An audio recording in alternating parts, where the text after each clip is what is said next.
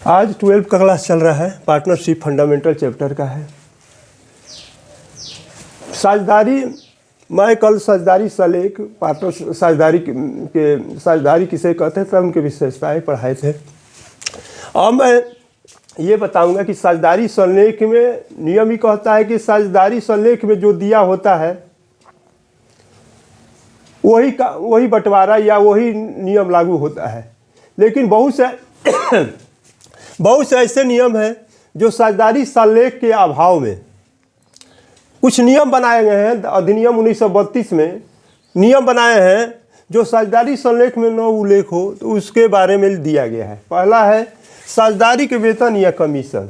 यहाँ पर यदि साझेदारी सलेख में वेतन या कमीशन के बारे में उल्लेख हो तो दिया जाएगा, और यदि साझेदारी सलेख में उल्लेख न हो तो भारतीय साझेदारी अधिनियम 1932 की धारा 13(a) के अनुसार किसी भी साझेदार को वेतन या कमीशन नहीं दिया जाएगा, ये नियम कहता है। नंबर 2 है लाभ विभाजन का अनुपात। यदि साझेदारी सलेख में लाभ विभाजन का अनुपात दिया हो, जैसे बराबर दे दिया जाए, पूंजी का अनुपात दे दिया, रेशियो दे दिया जाए तो कोई बात नहीं दे। अगर नहीं दिया हो तो भारतीय साझेदारी अधिनियम 1932 की धारा 13(b) के अनुसार उसको साझेदारों को लाभ विभाजन का अनुपात बराबर बराबर दिया जाएगा या साझेदारों को बराबर बराबर बांटा जाएगा। तीसरा है पूंजी पर ब्याज। यदि साझेदारी सलेख में पूंजी पर ब्याज के बारे में उल्लेख हो तो पूंजी पर ब्याज दिया जाएगा। अगर नहीं हो तो भारतीय साझेदारी अधिनियम 1932 की धारा 13(c) के अनुसार साझेदारों को पूंजी पर ब्याज नहीं दिया जाएगा। अब ये बात प्रश्न होता है कि यदि साझेदारी सलेख में पूंजी पर ब्याज के बारे में उल्लेख हो तो प्रारंभिक ओपनिंग कैपिटल पर ब्याज दिया जाता है, क्लोजिंग कैपिटल पर नहीं दिया जाता है, और लाभ हो तभी दिया जाता है, हानि होने की दशा में नहीं दिया जाता है। तो ये हो गया पूंजी पर ब्याज 3 नियम: साझेदारी के वेतन या कमीशन, लाभ विभाजन का अनुपात, पूंजी पर ब्याज। अब आगे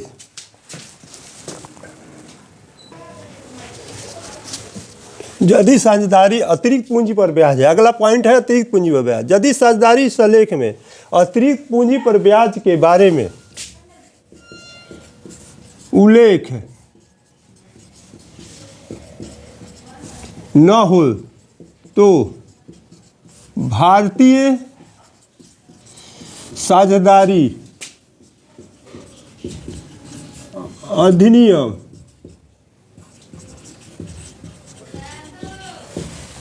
1932 की धारा 13(d) के अनुसार साझेदारों को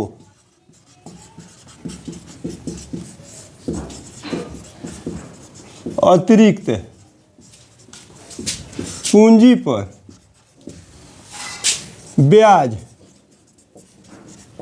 6% की दर 6% वार्षिक दिया जाएगा।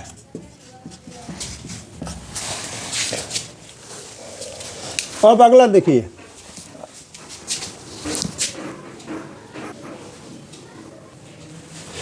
अब देखिए ऋण पर ब्याज। साझेदारों द्वारा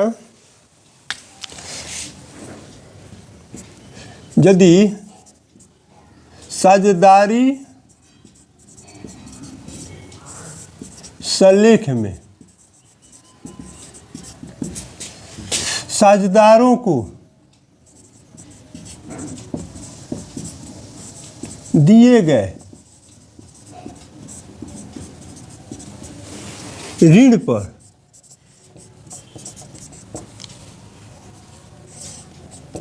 ब्याज के बारे में उल्लेख न हो तो भारतीय साझेदारी अधिनियम 1932 की धारा 13 डी के अनुसार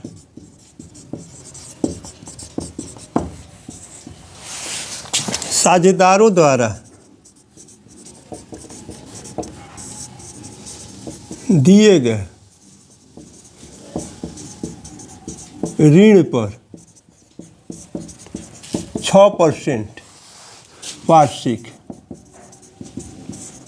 ब्याज दिया जाएगा। नियम नंबर 6, आहरण पर ब्याज। आहरण पर ब्याज के बारे में देखिए, यदि साझेदारी संलेख में आहरण पर ब्याज के बारे में उल्लेख न हो तो भारतीय साझेदारी अधिनियम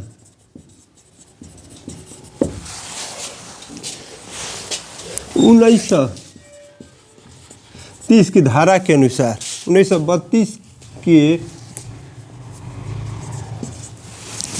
अनुसार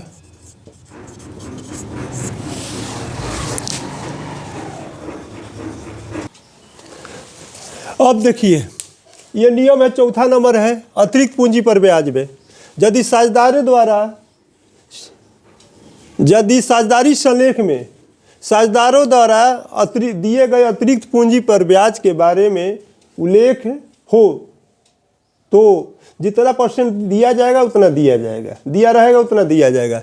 लेकिन यदि साझेदारी संलेख में उल्लेख न हो तो पूंजी पर अतिरिक्त पूंजी पर ब्याज 6% दिया जाएगा। साझेदारों को 6% की वार्षिक अतिरिक्त पूंजी पर ब्याज दिया जाएगा, है ना। अब सबसे प्रश्न उत्पन्न होता है कि अतिरिक्त पूंजी क्या है। जब व्यवसाय स्थापित किया जाता है तो उसमें पूंजी लगाया जाता है और उसके बाद पैसा पूंजी की अधिक ज़रूरत होने पर जो अतिरिक्त पूंजी लगाया जाता है उसी को एडिशनल कैपिटल कहा जाता है। अगला है ऋण पर ब्याज। यदि साझेदारों द्वारा ऋण दिया जाता है तो उस पर साझेदारों द्वारा दिए गए ऋण के ब्याज के बारे में उल्लेख न हो तो भारतीय साझेदारी अधिनियम 1932 की धारा 13 डी के अनुसार उसको साझेदारों को दिए गए ऋण पर ब्याज पर भी 6% ब्याज दिया जाएगा। नेक्स्ट है आहरण पर ब्याज। यदि साझेदारी संलेख पे आहरण पर ब्याज के बारे में उल्लेख हो तो जितना उल्लेख हो तो उतना दिया जाएगा, नहीं उल्लेख हो तो उसको भारतीय साझेदारी अधिनियम 1932 के अनुसार साझेदारों द्वारा दिए गए ऋण पर ब्याज नहीं दिया जाएगा। अब ये ध्यान से सुनिए ऑब्जेक्टिव का। पहला, साझेदारी व्यवसाय में अधिक कम से कम कितने व्यक्ति होना चाहिए या साझेदारों की संख्या न्यूनतम कितनी होती है। तो साझेदारों की न्यूनतम संख्या 2 होती है और अधिकतम संख्या आपका 50 होती है, ठीक है। दूसरा क्वेश्चन है कि साझेदारी संलेख में साझेदारी व्यवसाय में साझेदारी संलेख का होना अनिवार्य है कि नहीं। साझेदारी संलेख में साझेदारी व्यवसाय में साझेदारी संलेख का होना जो अनिवार्य नहीं है, एक ठीक है। दूसरा क्वेश्चन है कि साझेदारी संलेख क्या है। तो साझेदारी व्यवसाय में साझेदारों के अधिकार एवं कर्तव्यों के बारे में जो नियम या उपनियम दिया गया है उसी को साझेदारी संलेख कहते हैं। साझेदारी संलेख लिखित होना भी चाहिए, लिखित होगा तभी सही है, या मौखिक होता है तो भी सही है, लेकिन लिखित होना बहुत जरूरी है। क्यों है जरूरी है कि साझेदारी संलेख लिखित रहेगा तो कोई भी विवाद होगा तो उसको न्यायालय में साक्ष्य के रूप में प्रस्तुत किया जा सकता है। अगला क्वेश्चन है कि साझेदारी व्यवसाय में साझेदारी संलेख में लाभ विभाजन का अनुपात नहीं दिया जाएगा कि साझेदारों को कितना अनुपात दिया जाएगा। तो उसमें साझेदारों को बराबर बराबर दिया जाएगा। यह ऑब्जेक्टिव क्वेश्चन है। दूसरा क्वेश्चन आता है कि साझेदारी संलेख में पूंजी पर ब्याज के बारे में उल्लेख न हो तो कितना दिया जाएगा, तो उसको बराबर बराबर दिया जाएगा।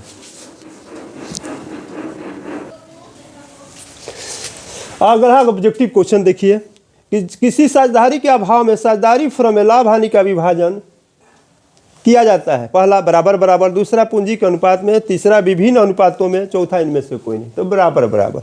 अगला क्वेश्चन है कि साझेदारी समझौते के अनुपस्थिति में साझेदारों के ऋण पर ब्याज दिया जाएगा।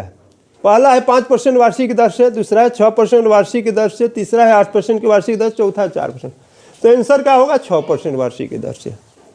तो साझेदारों के पूंजी पर ब्याज को आप देखिए, दो चीज जानिए कि साझेदारों परिवर्तनशील पूंजी और स्थिर पूंजी।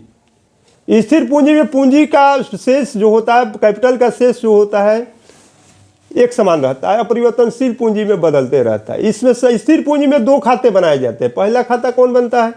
पूंजी खाता बनता है, दूसरा चालू खाता बनता है। लेकिन परिवर्तनशील पूंजी में केवल पूंजी खाता बनता है। जितने भी समायोजन के लेखा होता है वो सब चालू खाते में लिखे किए जाते हैं यदि पूंजी स्थिर हो तो। और परिवर्तनशील पूंजी में जितनी समायोजन के एडजस्टमेंट जितने भी होते हैं वे कैपिटल अकाउंट में खोल दिया जाता है। तो ये है स्थिर पूंजी और परिवर्तनशील पूंजी में अंतर होता है। इसमें साझेदारों के पूंजी खाते पर ब्याज को क्रेडिट किया जाता है। साझेदारों के पूंजी खाते में क्रेडिट किया जाता है, आंसर होगा। स्थिर पूंजी खाता विधि के अंतर्गत साझेदारों के पूंजी खाते पर ब्याज क्रेडिट किया जाता है, तो साझेदारों के चालू खाते में किया जाता है। पूंजी खाते पर ब्याज चालू खाते पर किया जाता है। एक समान साझेदारी में साझेदारों की अधिकतम संख्या 50 होती है। आंसर कितना होगा? 50 होगा। चालू खाता क्या है? तो व्यक्तिगत खाता है। साझेदारी समझौता मौखिक और लिखित दोनों हो सकता है। साझेदारी पर साझेदारों को पूंजी पर ब्याज की गणना प्रारंभिक पूंजी पर की जाती है। ये सभी साझेदारी समझौता हो सकता है मौखिक और लिखित दोनों। ये सभी ऑब्जेक्टिव है। आज का पढ़ाई इतना ही। धन्यवाद। Thank you.